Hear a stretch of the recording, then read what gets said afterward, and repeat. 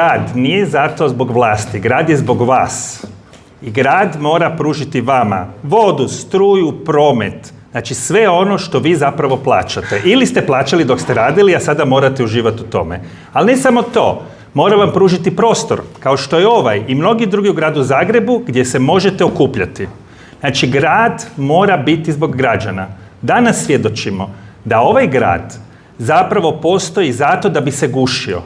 Mi želimo svi skupa na platformi Bolje možemo. Znači, to je jedna konfuzija, pa eto da odmah razjasnimo. Znači, na platformi Bolje možemo želimo okupiti sve.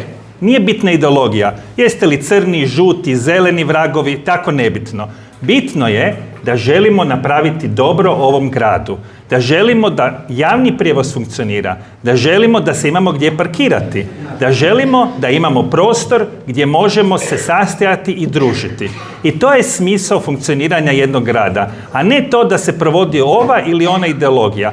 Ideologija je za državnu razinu. Ovo je gradska razina i ovdje treba pružiti usluge nama građanima koje plaćamo iz naših poreza. Kratko i jasno. Zahvaljujem vam se i nadam se da ćete imati uspješnu skupštinu.